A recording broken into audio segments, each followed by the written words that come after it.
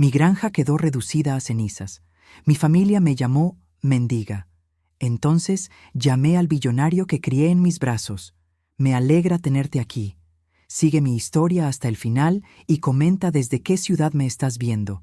Así podré ver hasta dónde ha llegado mi historia. Me llamo Valeria y tengo 63 años. Nunca pensé que a mi edad tendría que estar parada bajo la lluvia, empapada hasta los huesos, rogándole a mi propia hija que me diera un techo. Pero así es la vida. Te golpea cuando menos lo esperas y te deja sin aliento. El incendio había comenzado a las 3 de la madrugada. Desperté con el olor a humo llenando mis pulmones y las llamas ya devorando la cocina de mi casa. Mi granja, todo lo que había construido durante 40 años, se convirtió en cenizas en cuestión de horas. Los bomberos dijeron que fue por un problema eléctrico en el granero principal. 40 años de trabajo, de sueños, de recuerdos. Todo perdido. No tenía seguro suficiente. Los últimos años habían sido difíciles y había dejado de pagar la póliza completa para poder mantener la casa a flote. Ahora, con las manos vacías y solo la ropa que llevaba puesta, no me quedaba más opción que acudir a mi hija Guadalupe. Toqué el timbre de su casa en el barrio residencial más exclusivo de la ciudad. Era una mansión impresionante, con jardines perfectamente cuidados y una fuente en el centro. Todo pagado con el dinero de su esposo Ernesto, un hombre de negocios que siempre me había tratado como si fuera algo que se pegó en la suela de su zapato. La puerta se abrió y ahí estaba él, con su traje caro y esa sonrisa falsa que conocía tan bien. «Valeria», dijo, sin invitarme a pasar. «¿Qué haces aquí?» «Hubo un incendio», le expliqué, tratando de mantener la compostura. «Perdí la casa, todo. Necesito quedarme aquí unos días hasta que pueda». Ernesto me cortó con una carcajada seca. «¿Aquí? ¿Estás loca?» «Es mi hija», le dije, sintiendo cómo la lluvia empezaba a empapar mi blusa. «Solo necesito». «Guadalupe», gritó hacia adentro, «tu madre está aquí».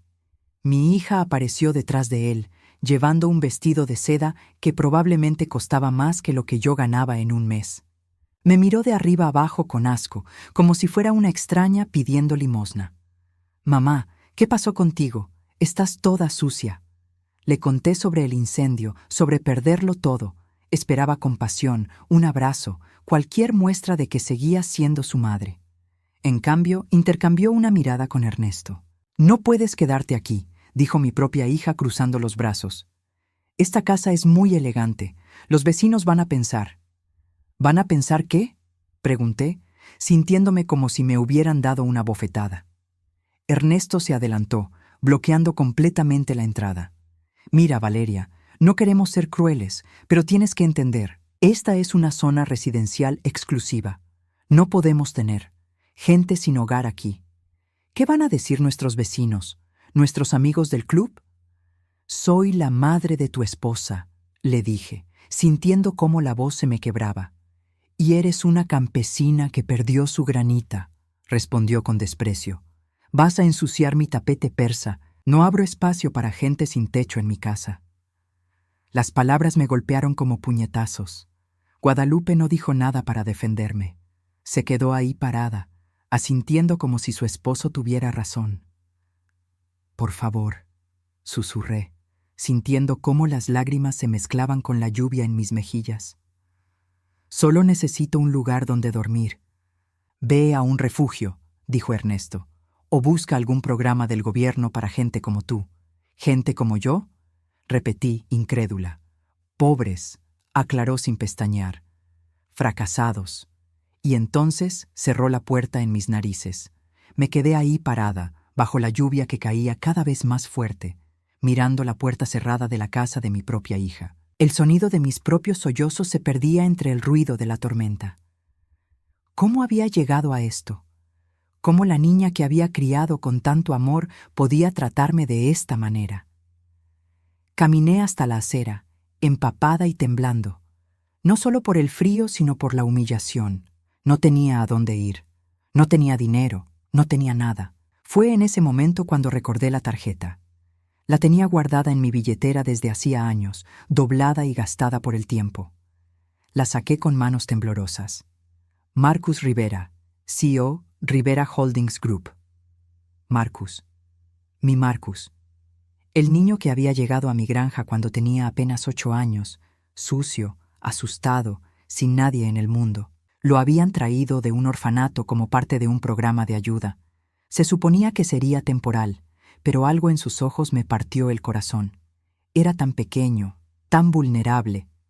Solo por unas semanas, habían dicho los trabajadores sociales. Esas semanas se convirtieron en 10 años. Lo crié como a mi propio hijo. Le enseñé a trabajar la tierra, a leer, a ser un hombre de bien. Guadalupe siempre estuvo celosa de él, siempre se quejaba de que le prestaba más atención al niño encontrado que a ella. Pero Marcus tenía algo especial, una inteligencia brillante y un corazón noble que me conquistó desde el primer día. A los 18 años se fue para estudiar en la universidad con una beca completa. Había sacado las mejores calificaciones de toda la región. Antes de irse me prometió: «Algún día voy a cuidarte como tú me cuidaste a mí. Te lo juro por mi vida». Eso había sido hace más de 20 años. Había perdido contacto con él después de que se graduara. Solo sabía, por comentarios que había escuchado de vez en cuando, que le había ido muy bien en los negocios. Pero nunca imaginé que tan bien. Con la tarjeta mojada en mis manos, saqué mi teléfono celular viejo y marqué el número con dedos temblorosos. No sabía si seguiría siendo el mismo, no sabía si me recordaría, no sabía si le importaría lo que me había pasado. El teléfono sonó una vez, 2 veces. ¿Hola? La voz era más grave, más madura, pero la reconocí inmediatamente. ¿Marcus?, susurré, sintiéndome como una tonta por llamar después de tantos años. Hubo una pausa que me pareció eterna. ¿Mamá Valeria? La forma en que dijo mamá hizo que se me rompiera el corazón. Después de todos estos años, después de todo lo que había pasado, él todavía me llamaba mamá. Marcus, yo necesito ayuda. No me dejó explicar más. ¿Dónde estás? Voy para allá ahora mismo. Mientras esperaba a Marcus bajo el techo de la parada de autobús más cercana, los recuerdos me inundaron como olas inevitables.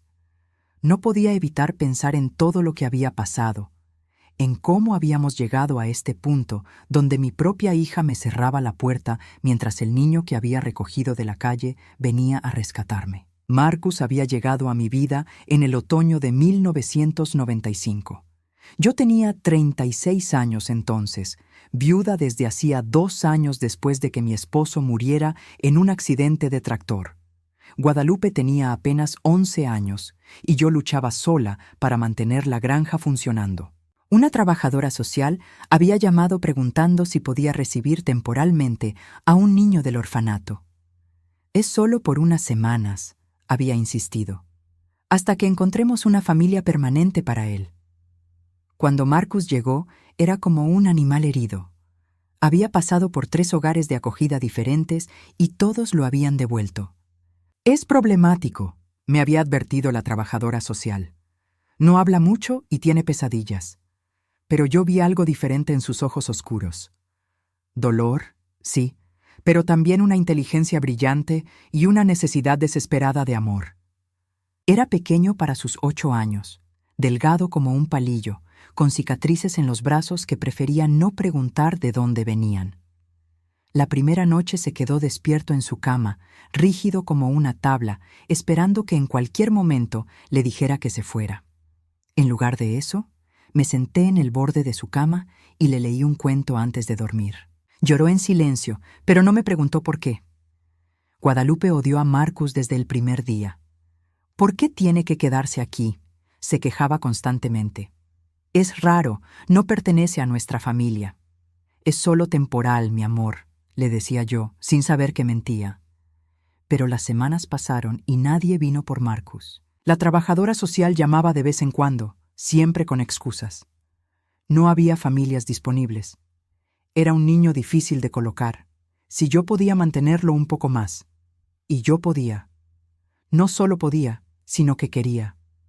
Marcus se adaptó a la vida en la granja como si hubiera nacido para eso.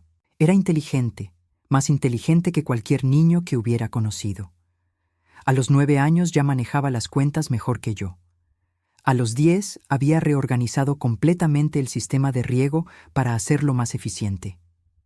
«Este niño va a ser alguien importante algún día», me decía mi vecina cuando venía a visitarme. Y yo lo sabía, lo sentía en mis huesos. Pero Guadalupe se ponía cada vez más resentida. «¿Por qué él puede ayudarte con los números y yo no?», me gritaba cuando Marcus se sentaba conmigo en la cocina para revisar las facturas. «Porque tú prefieres jugar con tus amigas», le respondía yo, tratando de ser paciente. «Porque él me está robando a mi mamá», las explotaba y salía corriendo a su cuarto. Traté de dividir mi tiempo equitativamente entre los dos, pero Marcus necesitaba más atención. Había sufrido tanto en sus pocos años de vida que requería sanación constante. Y además, tenía tanta sed de conocimiento que era imposible ignorarla. Cuando Marcus cumplió 12 años, oficialmente lo adopté. Guadalupe tenía 15 entonces, y su resentimiento había crecido hasta convertirse en odio puro. «No es mi hermano», declaró durante la celebración. «Nunca lo será». Marcus fingía que no le importaba, pero yo veía cómo le dolían sus palabras. Una noche lo encontré llorando en el granero. «¿Crees que debería irme?», me preguntó con voz quebrada. «Guadalupe sería más feliz si no estuviera aquí».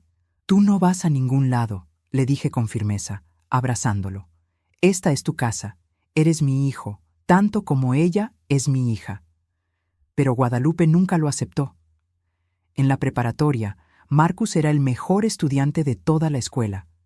Los maestros me llamaban constantemente para hablar de su potencial excepcional. «Debería considerar mandarlo a una universidad prestigiosa», me decían. «Tiene el talento para llegar muy lejos». Guadalupe, por otro lado, apenas pasaba sus materias. Estaba más interesada en salir con chicos y gastar dinero que en estudiar. Cuando Marcus ganó una beca completa para estudiar administración de empresas en una universidad de California, Guadalupe explotó. «Por supuesto que él consigue todo», gritó. «El hijo perfecto que nunca fue realmente tu hijo». «Guadalupe, por favor», traté de calmarla. «No, estoy harta de esto. Estoy harta de que siempre sea Marcus esto, Marcus aquello. ¿Qué pasa conmigo? ¿Qué pasa con tu verdadera hija?» «Los dos son mis verdaderos hijos», insistí. «Mentirosa», me gritó con una crueldad que nunca le había visto antes. «Siempre lo has querido más a él. Ojalá nunca hubiera llegado aquí». Marcus escuchó todo desde la escalera. Esa noche me dijo que tal vez era mejor que se fuera a la universidad y no volviera. «No digas eso», le supliqué. «Esta siempre será tu casa». Pero ya el daño estaba hecho. Marcus se fue a la universidad y aunque me escribía cartas y me llamaba cada semana, Guadalupe había sembrado una semilla de duda en él. Empezó a distanciarse, a pasar las vacaciones haciendo prácticas profesionales en lugar de venir a casa. Guadalupe, mientras tanto, conoció a Ernesto durante su último año de preparatoria. Él tenía 10 años más que ella y dinero suficiente para deslumbrarla. Se casaron cuando ella cumplió 20 años y desde entonces me había tratado como una carga. «Ya no necesitas trabajar tanto», me decía Ernesto con condescendencia cuando venía a visitarme. «Deberías vender esta granja vieja y comprarte una casita en el pueblo». Pero yo no quería vender. Esta granja era mi vida, mi identidad. Era el lugar donde había criado a mis hijos, donde había construido mi mundo. Marcus se graduó con honores y conseguí trabajo en una empresa importante de bienes raíces en Los Ángeles. Sus cartas se volvieron menos frecuentes, sus llamadas más cortas. Y aunque nunca dejó de mandarme dinero para ayudar con la granja, podía sentir cómo se alejaba cada vez más. La última vez que lo vi había sido hace 10 años, cuando vino para el funeral de mi hermana. Estaba irreconocible, traje caro, auto lujoso, aires de ejecutivo exitoso. Pero cuando me abrazó, seguía siendo mi Marcus. «¿Estás bien, mamá?», me había preguntado, usando ese nombre que siempre me derretía el corazón. «Estoy bien, mijo», le había mentido, porque ya entonces la granja estaba empezando a tener problemas financieros. Guadalupe apenas le había dirigido la palabra durante el funeral. Se había comportado como si fuera un extraño, no el hermano que había compartido su casa durante 10 años. Después de eso, Marcus volvió a su vida en California y yo me quedé aquí, luchando sola para mantener la granja a flote, viendo cómo mi hija se avergonzaba cada vez más de sus orígenes humildes. Ahora, sentada bajo la lluvia esperando a que viniera por mí, me preguntaba si había hecho bien en llamarlo. ¿Tendría derecho a pedirle ayuda después de todos estos años? ¿Se acordaría todavía de la mujer que lo había criado? El sonido de un motor me sacó de mis pensamientos. No era un auto normal, era algo mucho más poderoso. Y entonces lo vi. El helicóptero descendió del cielo gris como algo salido de una película. Las aspas cortaban el aire con un rugido ensordecedor, creando ondas en los charcos de la calle y haciendo que las hojas de los árboles volaran en todas las direcciones. Los vecinos del exclusivo barrio de Guadalupe salieron de sus casas, algunos grabando con sus teléfonos, otros simplemente observando boquiabiertos. Nunca en mi vida había visto un helicóptero de cerca, mucho menos uno tan elegante y negro como ese. Tenía letras doradas en el costado que no pude leer desde donde estaba parada, pero se veía caro, muy caro. Mi corazón latía tan fuerte que pensé que se me iba a salir del pecho. ¿Era posible que Marcus hubiera venido en eso? El niño tímido y asustado que había criado ahora tenía suficiente dinero para viajar en helicóptero privado. La puerta se abrió y él bajó. Por un momento no lo reconocí. El hombre que caminaba hacia mí era alto, elegante, con un traje que probablemente costaba más que lo que yo ganaba en un año. Su cabello oscuro estaba perfectamente peinado hacia atrás. Llevaba anteojos de sol caros y se movía con la confianza de alguien acostumbrado a que le obedecieran. Pero cuando se quitó los anteojos y nuestros ojos se encontraron, ahí estaba mi Marcus. Los mismos ojos oscuros, la misma sonrisa tímida que recordaba de cuando era niño. «Mamá», dijo con voz quebrada, y en ese momento volvió a ser el niño de 8 años que había llegado a mi granja tantos años atrás.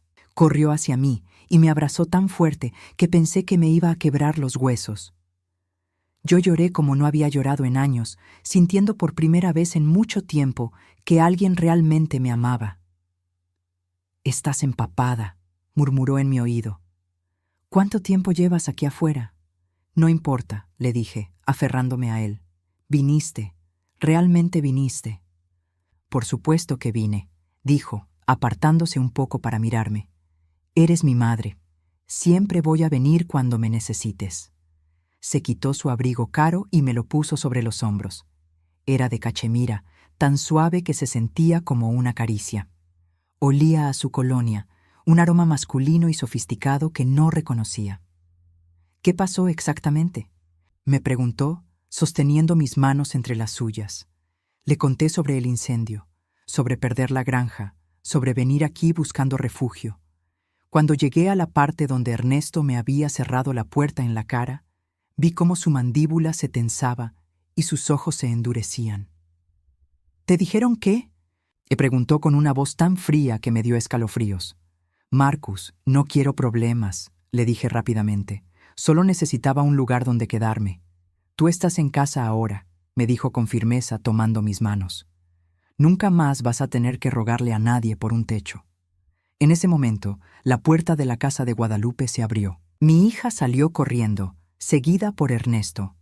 Los dos se habían cambiado de ropa y se veían presentables, como si hubieran estado esperando este momento. «Disculpen», gritó Guadalupe, acercándose con una sonrisa falsa. «¿Hay algún problema con el ruido? Los vecinos se están quejando del helicóptero». Marcus se volteó lentamente para mirarla. No dijo nada. Solo la observó con una expresión que no pude descifrar. «Guadalupe», dije nerviosamente, «este es Marcus. ¿Te acuerdas de él?» La sonrisa de mi hija se desvaneció de inmediato. Sus ojos se movieron de Marcus al helicóptero y de vuelta a Marcus. «¿Marcus?», murmuró, como si no pudiera creerlo. «¿Marcus Rivera? Hola, hermana», dijo él con una voz completamente plana. No había amor en esas palabras. No había perdón, solo una frialdad que me partió el corazón. Ernesto se adelantó, extendiendo la mano con esa sonrisa oleosa que conocía tan bien. ¡Qué sorpresa! Soy Ernesto Mendoza, el esposo de Guadalupe. He escuchado mucho sobre ti. Marcus miró la mano extendida, pero no la tomó. Lo dudo, dijo simplemente. El silencio que siguió fue tan tenso que podía cortarse con un cuchillo. Guadalupe se retorcía las manos, Ernesto había bajado la suya y se veía incómodo, y Marcus seguía mirándolos como un depredador estudiando a su presa. «Bueno», dijo Guadalupe finalmente forzando otra sonrisa, «qué maravilloso que hayas venido a visitar a mamá.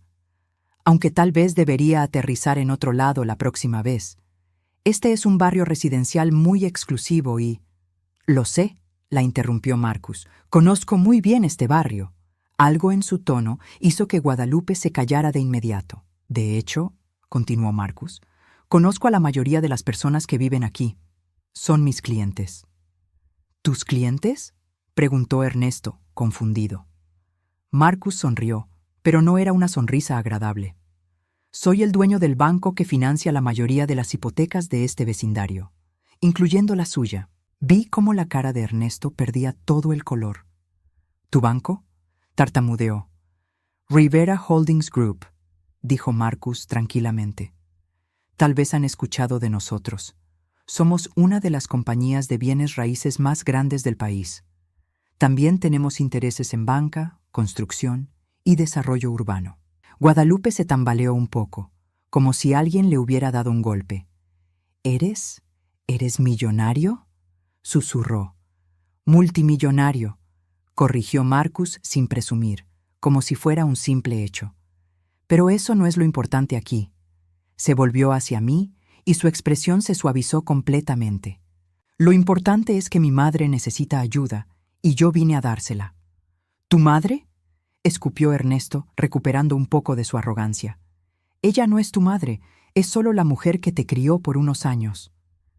El cambio en Marcus fue instantáneo y aterrador.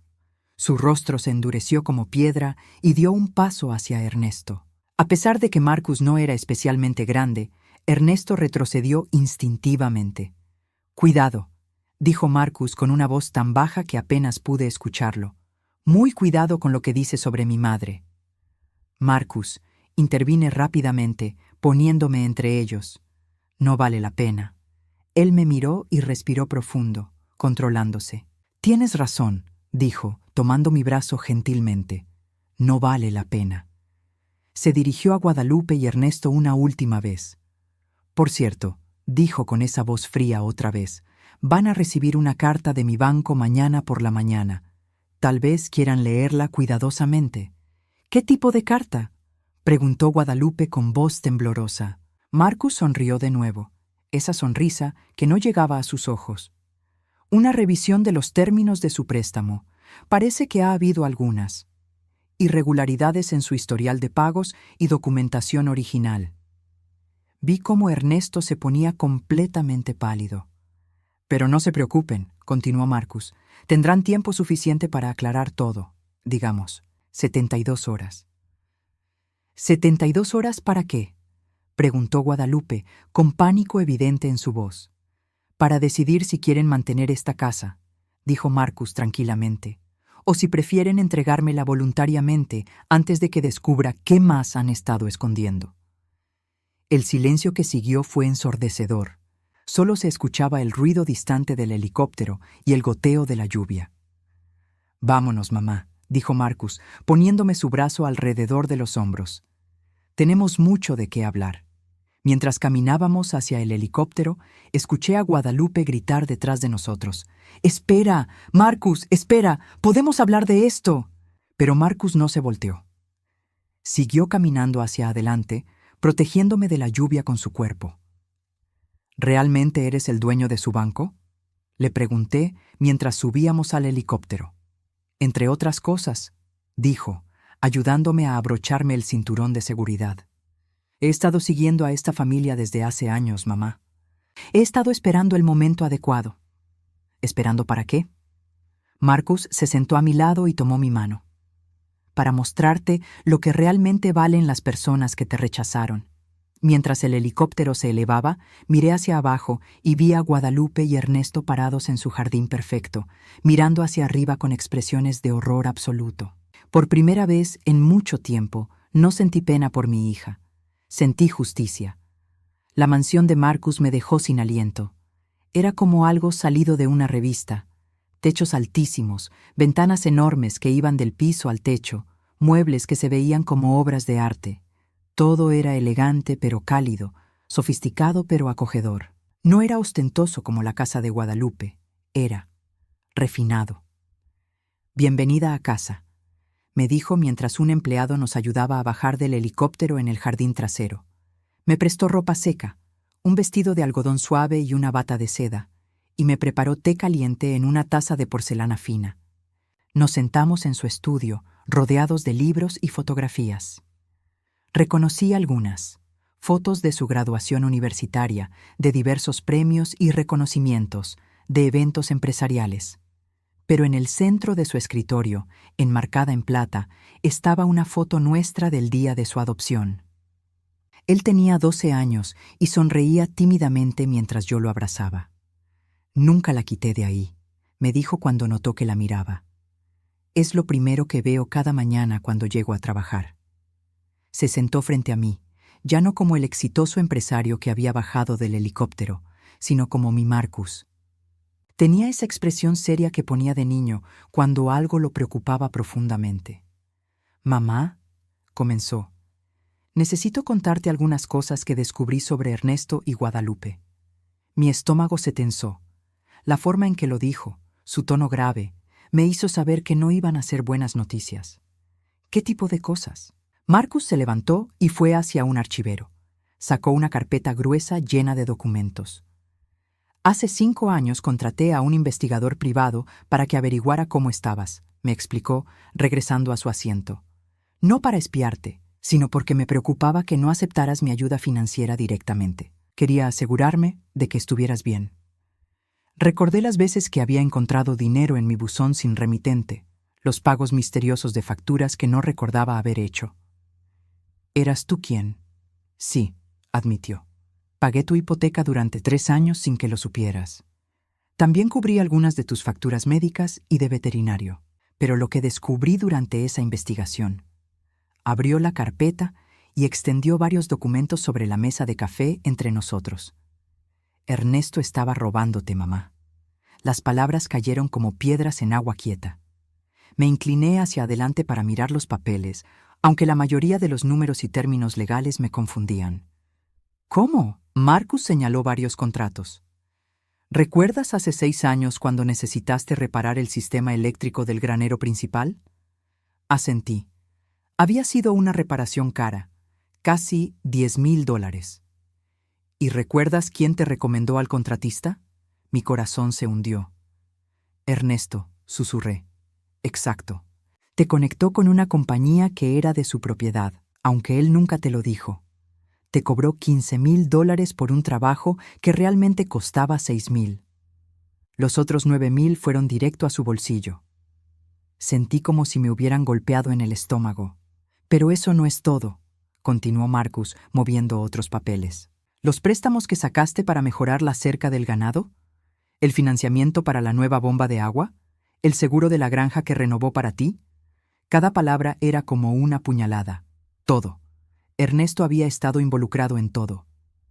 «En total», dijo Marcus con voz controlada pero furiosa, «durante los últimos 8 años, Ernesto robó aproximadamente $150,000 de ti mediante sobrefacturación, comisiones ocultas y seguros fraudulentos.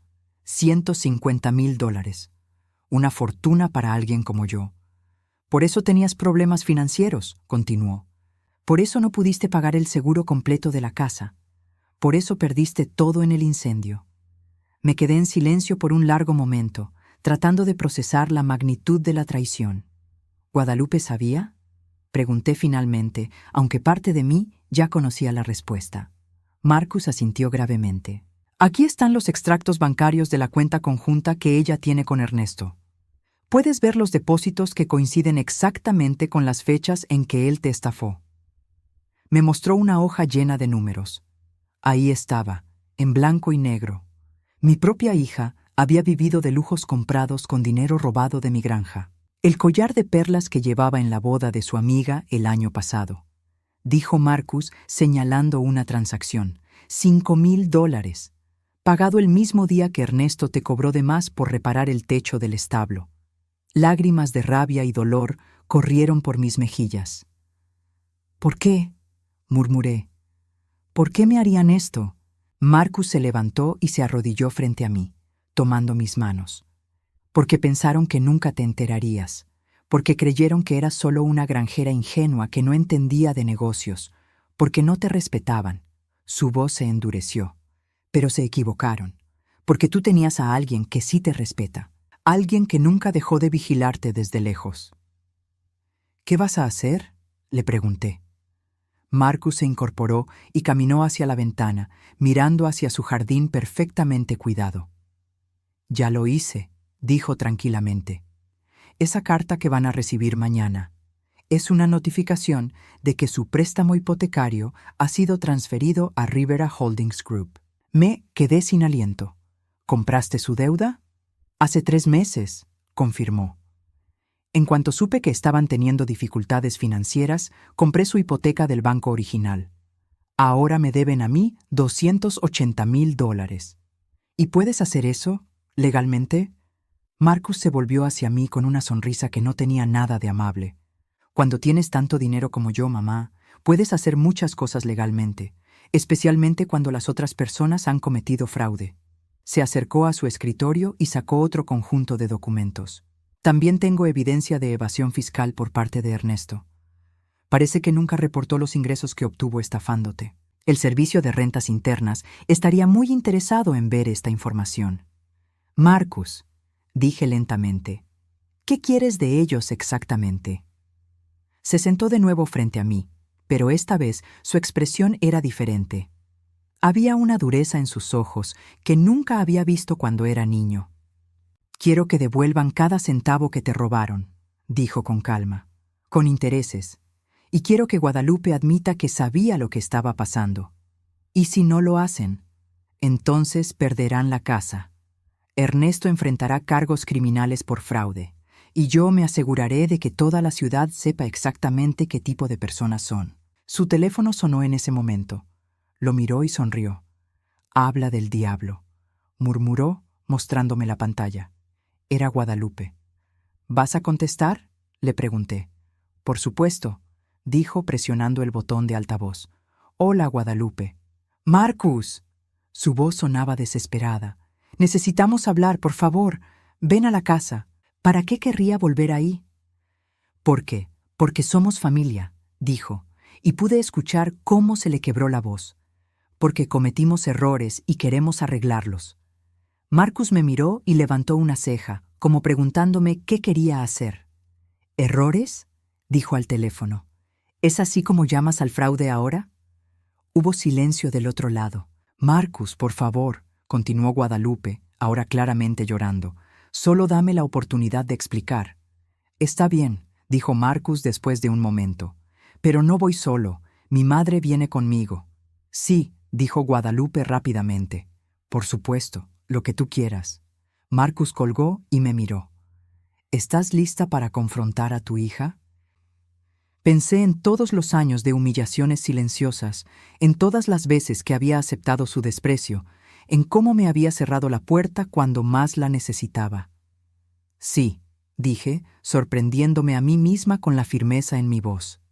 Estoy lista. Mientras nos preparábamos para volver, Marcus puso su mano en mi hombro. Mamá, quiero que sepas algo, me dijo.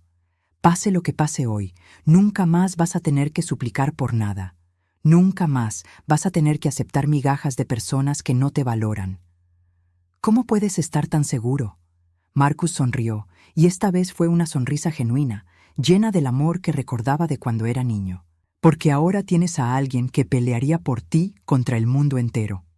Alguien que nunca olvidó que cuando todos me habían abandonado, tú me dijiste que era tu hijo.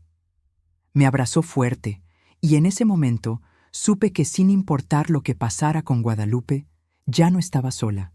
Tenía a mi verdadero hijo de vuelta. Cuando llegamos de vuelta a la casa de Guadalupe, la diferencia en el ambiente era palpable. Ya no había arrogancia ni desprecio. La puerta se abrió antes de que pudiéramos tocar el timbre, y ahí estaba mi hija con los ojos hinchados de llorar y la cara descompuesta por el miedo. «Mamá», dijo con voz quebrada, extendiendo los brazos hacia mí. «Gracias por venir». Pero yo no me moví hacia ella. Me quedé parada junto a Marcus, sintiendo por primera vez en años que tenía el control de la situación. «Guadalupe», dije con una voz que no reconocí como mía. «Creo que necesitamos hablar». Ernesto apareció detrás de ella, claramente nervioso. Se había cambiado el traje caro por ropa casual, pero aún así se veía como lo que era. Un hombre que acababa de darse cuenta de que había subestimado completamente a su oponente. «Marcus», dijo Ernesto, tratando de recuperar algo de su compostura anterior. «Creo que hubo un malentendido». «No hubo ningún malentendido», lo interrumpió Marcus con voz fría. «Solo hubo fraude, mucho fraude». Guadalupe nos llevó a la sala, la misma donde habían celebrado tantas fiestas con dinero robado de mi granja. Ahora se sentía diferente, más pequeña, más falsa. «¿Quieren algo de beber?», preguntó Guadalupe nerviosamente. «No venimos de visita social», respondí, sorprendiéndome otra vez de mi propia firmeza. «Venimos a hablar de negocios». Marcus sacó su teléfono y lo puso sobre la mesa de café. «Voy a grabar esta conversación», anunció, «para protección legal de ambas partes». Vi cómo Ernesto se ponía pálido otra vez. «¿Es eso necesario?», preguntó. «Considerando que ustedes han estado cometiendo fraude contra mi madre durante 8 años», dijo Marcus calmadamente, «sí, es muy necesario». Guadalupe se desplomó en el sofá, finalmente perdiendo toda pretensión de control. «Marcus, por favor», susurró. «Somos familia». «¿Familia?», repetí, sintiendo cómo la rabia que había estado conteniendo durante años finalmente encontraba su voz. «¿Llamaste familia a cerrarme la puerta en la cara cuando perdí mi casa? ¿Familia es robarme durante 8 años?» «Mamá, yo no sabía», comenzó a decir. «¡Mentira!», exploté, levantándome del asiento. Marcus me mostró los extractos bancarios. Vi cada depósito, cada compra que hiciste con mi dinero robado. Guadalupe comenzó a llorar en serio ahora, pero por primera vez en mi vida sus lágrimas no me conmovieron. «¿El collar de perlas?», continué. «¿El viaje a Europa del año pasado? ¿El auto nuevo? ¿Todo eso mientras yo no podía pagar el seguro completo de mi casa?» Yo pensé. Tartamudeó Guadalupe. «¿Pensaste qué?», le pregunté, acercándome a ella. «¿Pensaste que era tan estúpida que nunca me daría cuenta?» Ernesto trató de intervenir. «Valeria, tienes que entender, los negocios son complicados». Marcus se levantó tan rápido que Ernesto retrocedió instintivamente. «Siéntate», le ordenó Marcus con una voz que no admitía discusión. «Y no vuelvas a hablarle así a mi madre». El silencio que siguió era tan tenso que podía cortarse con un cuchillo. Marcus regresó a su asiento y sacó los documentos que había visto en su casa. «Aquí están los hechos», dijo, extendiendo los papeles sobre la mesa. Durante 8 años, Ernesto cobró de más por servicios, inventó comisiones falsas y vendió seguros fraudulentos a mi madre.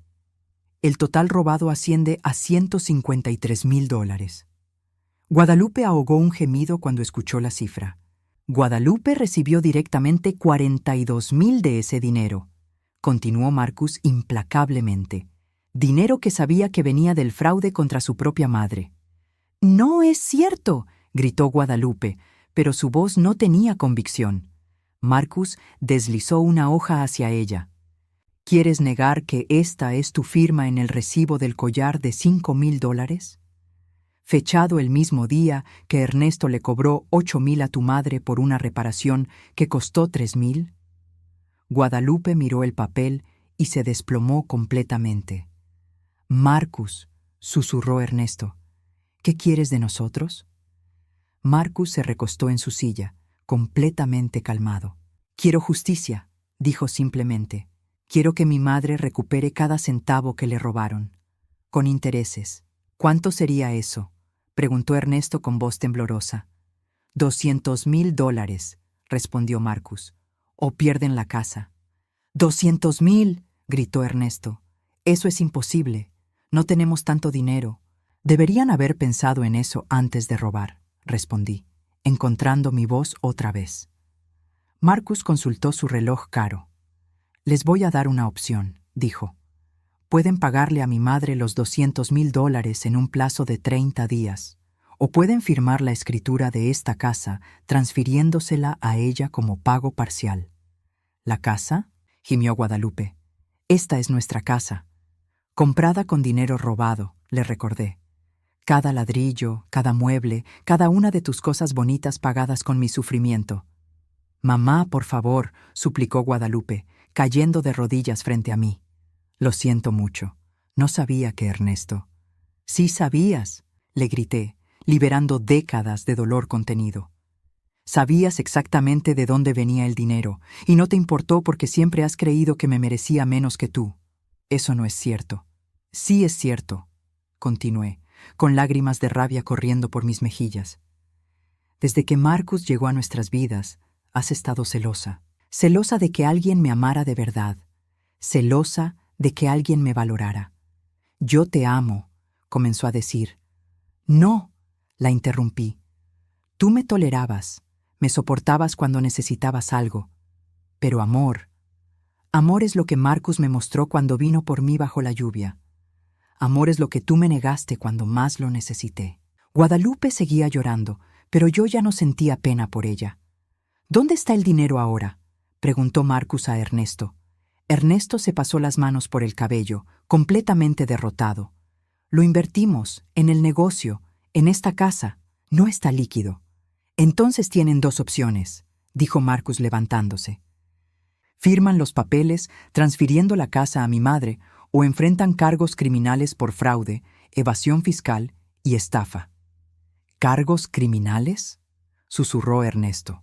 Marcus asintió. Ya tengo toda la documentación preparada para el fiscal del distrito. Solo estoy esperando su decisión. Pero si firmamos la casa, comenzó Guadalupe. Tendrán que irse, terminé por ella. Así como yo tuve que irme cuando perdí todo. ¿A dónde vamos a ir?, lloró Guadalupe. Marcus se encogió de hombros. Ese no es mi problema, ni el de mi madre. Por un momento, nadie habló. Solo se escuchaba el llanto de Guadalupe y la respiración agitada de Ernesto. Finalmente, Marcus sacó unos documentos de su maletín. Estos son los contratos, dijo, poniéndolos sobre la mesa. La casa se transfiere completamente a Valeria Rivera. ¿Rivera?, preguntó Guadalupe confundida. Mi madre va a cambiar su apellido legalmente, explicó Marcus. Ya no quiere llevar el nombre de la familia que la traicionó. Esas palabras cayeron como una sentencia final. Vi cómo Guadalupe entendía que no solo estaba perdiendo su casa, sino que estaba perdiendo a su madre para siempre. Tienes 24 horas para decidir, dijo Marcus, guardando los documentos. Mañana a las 6 de la tarde vuelvo por una respuesta. Si no han firmado para entonces, presento los cargos criminales el lunes por la mañana. Mientras caminábamos hacia la puerta, Guadalupe corrió detrás de nosotros. ¡Mamá!, gritó, agarrando mi brazo. ¡Por favor, soy tu hija! Me detuve y la miré a los ojos, viendo por primera vez no a la hija que había criado con tanto amor, sino a la mujer en la que se había convertido. Egoísta, manipuladora, cruel. No, dije con una calma que me sorprendió. Tú eres la extraña que me cerró la puerta cuando la necesité. Mi verdadero hijo es el que vino por mí. Solté mi brazo de su agarre y seguí caminando. «Esto no ha terminado», gritó Ernesto detrás de nosotros. Marcus se volteó una última vez. «Sí», dijo con esa voz fría que ya conocía. «Sí ha terminado, solo que ustedes todavía no se han dado cuenta». Mientras nos alejábamos en el auto de Marcus, no miré hacia atrás. Por primera vez en mi vida, estaba caminando hacia adelante, hacia la justicia, hacia la familia que realmente merecía. 6 meses después, estoy sentada en el jardín de mi nueva casa, la que antes era de Guadalupe, viendo crecer las flores que planté donde antes estaba su fuente ostentosa. El sol de la tarde se filtra a través de los árboles que Marcus mandó plantar, árboles frutales como los que tenía en mi granja perdida. Guadalupe y Ernesto firmaron los papeles esa noche, 23 horas después del ultimátum de Marcus. Vinieron a la casa al día siguiente con maletas y cajas, mudándose a un departamento pequeño en la parte menos elegante de la ciudad. Ernesto consiguió trabajo como vendedor de autos usados. Aparentemente, cuando todas tus referencias comerciales te abandonan porque descubrieron que eres un fraude, las opciones se reducen considerablemente. Guadalupe trató de hablar conmigo el día que se fueron. «Mamá», me había dicho con lágrimas en los ojos, «algún día vas a perdonarme. Sé que lo harás». Yo la había mirado sin rabia, sin dolor, solo con una tristeza tranquila. «No hay nada que perdonar», le había respondido, «porque para perdonar, primero tendría que importarme». Esas habían sido las últimas palabras que intercambiamos. Ahora, mientras riego mis nuevas rosas, escucho el sonido familiar del auto de Marcus llegando a la entrada. Viene a cenar conmigo todos los viernes, una tradición que empezamos poco después de que me mudara aquí. «Hola, mamá», me dice, besándome la mejilla. Trae flores frescas, como siempre, y una botella del vino que me gusta. «¿Cómo estuvo tu semana?», le pregunto mientras caminamos hacia la cocina. «Ocupada», dice, aflojándose la corbata. «Cerré la compra de esos terrenos en Houston. Va a ser un desarrollo de casas familiares para personas de ingresos medios. Entonces, me enorgullezco cada vez que me cuenta sobre sus proyectos. Marcus no solo se hizo rico ayudando a otras familias a tener hogares dignos. Y tengo noticias», dice con una sonrisa misteriosa. «¿Qué tipo de noticias?». Se sienta en la mesa de la cocina, una mesa nueva que compramos juntos, simple pero bonita, y saca su teléfono. «¿Recuerdas a Sara, la arquitecta de mi empresa?». Sara. La he conocido en algunas de las cenas de Marcus, una mujer inteligente, amable, que trata a Marcus con el respeto y amor que merece. «Por supuesto. ¿Qué pasa con ella?». Marcus me muestra una foto en su teléfono, una mano de mujer con un anillo de compromiso sencillo pero hermoso. «¡Marcus!», grito, abrazándolo fuerte. «¡Qué maravilloso! Le pedí matrimonio anoche», dice, sonriendo como no lo había visto sonreír desde que era niño. «Y quería preguntarte, ¿querrías planear la boda con nosotros?». Las lágrimas se me llenan los ojos, pero son lágrimas de alegría pura. «Me encantaría», le digo. «Pero, ¿estás segura, Sara, de que quiere una suegra vieja como yo?». Marcus se ríe. «Mamá, ella ya te considera su familia. De hecho, me dijo que la única razón por la que aceptó casarse conmigo es porque viene en paquete contigo». Cenamos en el comedor, el mismo donde Guadalupe solía hacer sus cenas elegantes para impresionar a sus amigos snobs. Ahora es un lugar cálido donde Marcus y yo compartimos nuestras semanas, nuestros sueños, nuestros planes para el futuro. «¿Sabes algo de Guadalupe?», me pregunta mientras servimos el postre. Es la primera vez en meses que menciona su nombre. «No», le respondo honestamente. «Y no quiero saber». Marcus asiente, entendiendo. «Mi vecina me contó que está trabajando como recepcionista en una oficina médica», continúo. «Y que Ernesto perdió el trabajo de vendedor de autos el mes pasado». «¿Te da tristeza?», me pregunta Marcus. Pienso en su pregunta mientras corto el pastel de manzana que hice esa tarde. «No», le respondo finalmente. «Me da paz». «¿Paz?». «Sí», explico, sirviéndole una porción generosa. «Por primera vez en mi vida, no me siento culpable por ser feliz. No me siento mal por tener cosas bonitas. No tengo que justificar mi existencia con nadie». Marcus me toma la mano sobre la mesa. «Me alegra escucharte decir eso». Después de la cena, salimos al jardín. Instalé aquí una pequeña área de descanso con sillas cómodas y una mesa para tomar té. Es mi lugar favorito de toda la casa. «¿Te arrepientes?», me pregunta Marcus de repente. «¿De haber sido tan dura con ella?».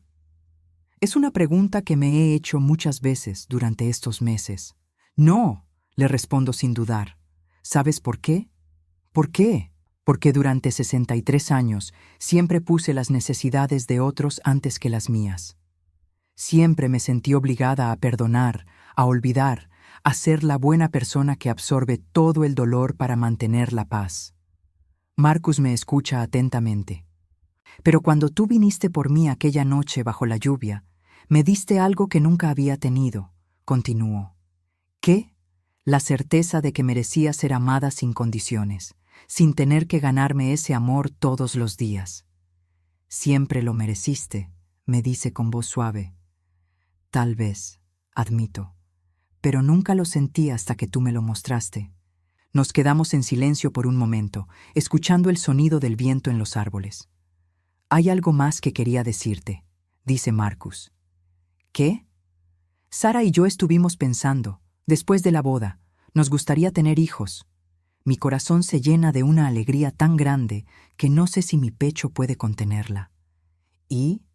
Y nos gustaría que nuestros hijos crezcan aquí, contigo, que los cuides como me cuidaste a mí. Las lágrimas corren por mis mejillas ahora, pero son lágrimas de la más profunda felicidad. ¿Estás seguro? ¿Los dos? Completamente, dice Marcus. Queremos que sepan que la familia no se trata de sangre, sino de amor. Queremos que crezcan con la abuela que los va a amar incondicionalmente. Abuela, repito la palabra, saboreándola. Voy a ser abuela. Vas a ser la mejor abuela del mundo, me dice Marcus abrazándome. Más tarde, después de que Marcus se va, me quedo en el jardín un poco más. Miro hacia la casa, mi casa, con sus luces cálidas encendidas y sus cuartos llenos de muebles que elegí, de recuerdos que quiero conservar. En mi dormitorio, sobre la cómoda, tengo una nueva foto enmarcada. Marcus y yo el día que firmé los papeles de la casa, con él abrazándome y ambos sonriendo como si hubiéramos ganado la lotería. Que de cierta manera, así fue. No tengo fotos de Guadalupe. Guardé algunas en una caja en el closet, no porque las quiera ver, sino porque fueron parte de mi vida y no voy a pretender que nunca existieron. Pero no las miro, no las extraño, no me duelen.